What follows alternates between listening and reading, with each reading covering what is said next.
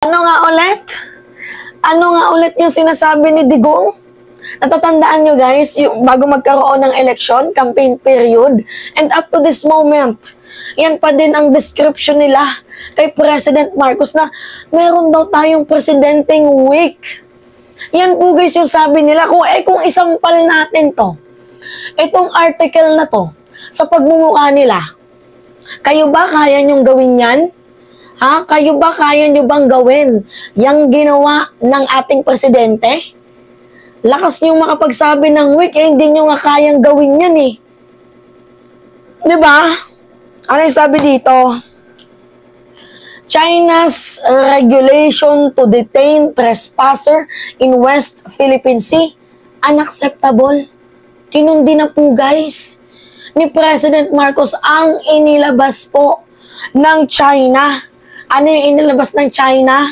Nahuhulihin daw po nila guys yung mga trespasser na pumapasok sa kanilang area. Putang ina, area natin yun. Diba sila na nga itong pumapasok sa ating exclusive economic zone, ang kapal pa ng mukha nila para manghuli ng ating mga kapwa Pilipino. Hindi po tinanggap guys, hindi kinilala ni PBBM yun. Unacceptable na, kinundi na niya. Kasi yung unang matatamaan dito, yung mga kababayan nating Pilipinong nangingisda. Alam niyo ito yung pinakamasakit eh. Lugar natin pero parang tayo pa yung nagnanakaw sa sarili nating bayan. Tayo pa yung patagong nangingisda. Bakit ganon? Kasi pinabayaan lang tayo ni former President Duterte. Ano yung sabi niya? Tubig lang yan. Ibigay nyo na yan. Ganyan po yung sinabi ni Duterte noon. Pero hindi niya man lang inisip guys, oo, tubig lang yan. Pero kabuhayan po yan ng ating mga mangingisda. Kala ko ba change is coming? Nasaan yung pagbabago dun? Hindi mo man lang may paglaban, hindi mo man lang may pagtanggol ang karapatan ng bawat mamamayang Pilipino. Nagkaroon pa ng news blocking noon na to the point na wala na tayong alam kung ano yung nangyayari sa labas ng bansa dahil merong news blackout. Hindi na natin alam na kung ano yung nangyayari sa West Philippine Sea. Tapos ngayon malalaman natin may gentleman's agreement. And then ito na, naglabas na yung China ng kanilang memorandum kung ano pa man tawag dyan. Nahuhulihin daw nila ang mga trespasser, ikukulong ng 60 days or humigit kumulang 2 buwan. Hindi po yan pinayagan ng ating presidente. Hindi siya pumayag. Kinundi na niya. Mainstream media, local and international, pinahayag niya ang kanyang statement na hindi siya pumapayag sa nilabas po ng China. Putragisan tong si Digong. Alam nyo, malaki po ang kawalan natin dyan pag yan hinayaan na lang natin. Kung tinuloy ni President Marcos yung sinasabi na ibigay na lang yan kasi tubig lang naman yan. Kung tinuloy ni President Marcos yung sinasabi ni Digong, tayo ang lugi. Sorry. Kasi unang-una, dyan nakasalalay yung ekonomiya natin. Ngayon nga, 60% na lang po ang nahuhuli ng mangingisda dyan sa West Philippine Sea. Kasi patago eh. Diba? Nagigets nyo naman ata guys yung punto ko. Kung malaki po yung paglabas ng pera sa bansa at konti yung pumapasok, dyan papasok yung inflation. Isipin nyo atin yan. Hindi tayo nakapangisda, hindi tayo nakapamalaot. Walang supply ng isda sa palengke. Pag walang supply, ano yung mangyayari? Mag-i-import tayo. Kukuha tayo ng isda sa ibang bansa. Pag kumuha tayo, tayo yung babayad. Pag malaki yung kabuuhang lumalabas na perang paggasta, it can affect our economy. Nagigets nyo ko? Malaki po ang epekto nun. Diba? Pag malaki ang epekto nun, dyan papasok ang inflation. Tapos magre-reklamo itong mga DDS, bakit mahal ang bilihin? Nakikita nyo naman kung bakit nagsisimahalan ng mga bilihin. Diyos ko po. Basa. President Ferdinand Marcos Jr. condemned on Saturday the reported regulation of Chinese government authorizing its Coast Guard to detain foreigners they perceive as trespassing in the West Philippine Sea. Kasi ganito yung gusto ng China. Huhulihin daw po nila guys yung mga foreigners na magti-trespass doon sa kanilang exclusive economic zone. Sa arbitral ruling, atin yun. Within 200 nautical miles, atin yun. Naka 1,000 miles na nga sila, 200 nautical miles nga lang yung atin. Aangkinin pa nila yung atin.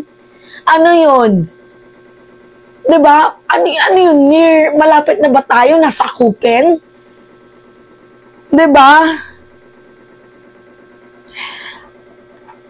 Tapos itong sila Digong, no comment. Tahimik sa issue. Mga yawang to. Mga gago.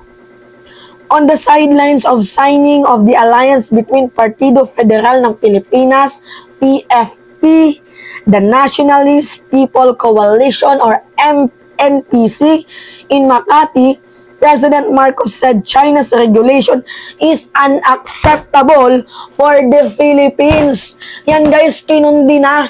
Hindi pumayag, hindi po pinayagan ng presidente yung regulation ng China. Kasi unang-una, inisip niya yung mamamayang Pilipino. Sino yung pinakaunang apektado dito? Tayo lang yung merong issue doon sa West Philippines. Malamang tayo. Hindi pinayagan. Kasi ganun po kamahal ng presidente ang taong bayan. Ganun kamahal ng presidente ang bawat maliliit.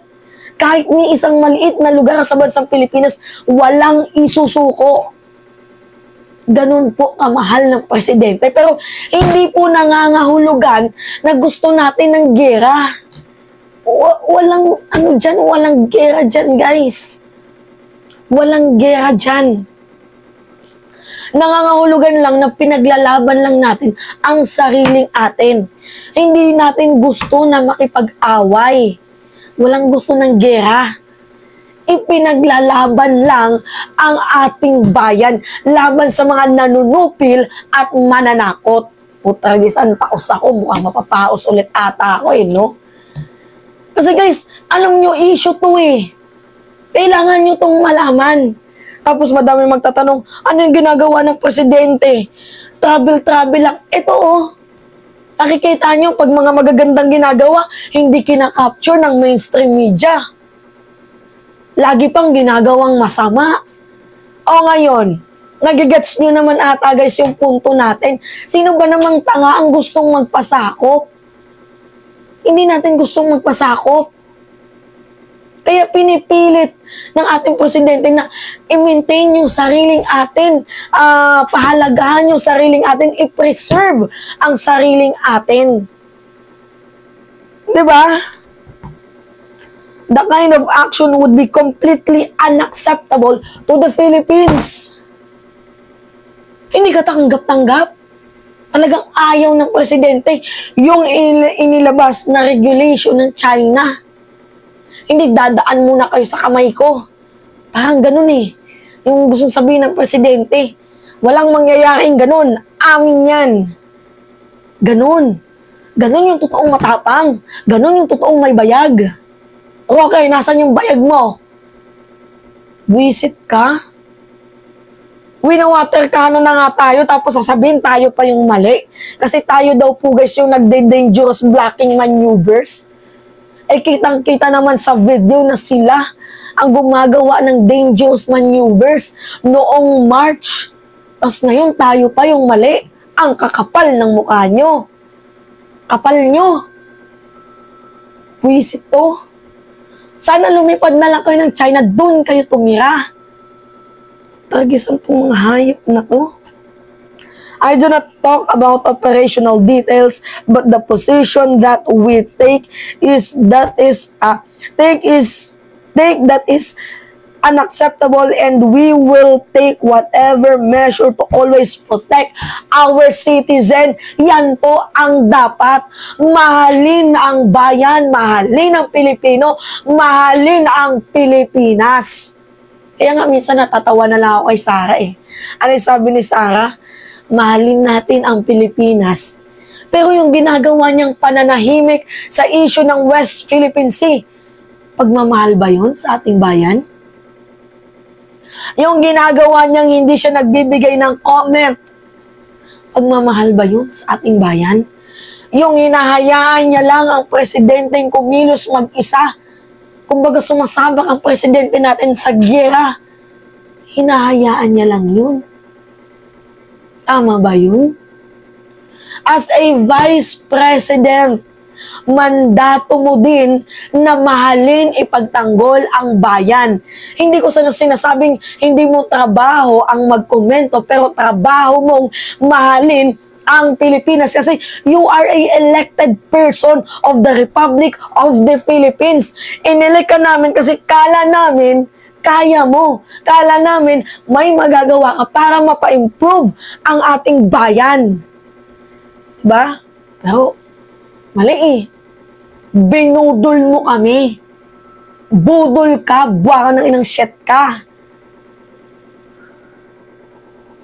Pag-issue kay Kibuloy, may comment. Issue sa ICC, may comment. Issue sa SMNI, may comment. Puro parinig. Pero yung mahalagang issue like this, bakit ka silent? Diba bakit ka tahimik? Alam mo, mag-resign ka na lang. Nakakagalit ka. Ikaw lang yung bukod tangi, katangi-tanging ina, muka, na naging vice president ng bansang Pilipinas na walang pakialam, walang genuine care sa ating bayan.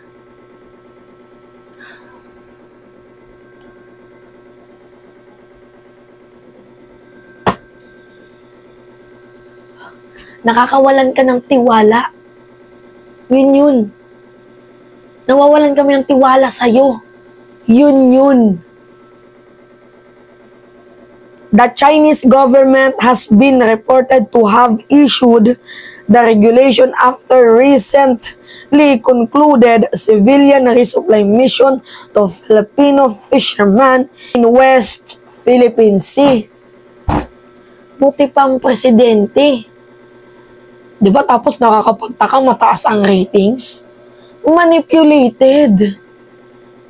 Yung tipong wala ka nang ginawa tapos ikaw pa yung mataas ang ratings. Ang galing. Ang galing.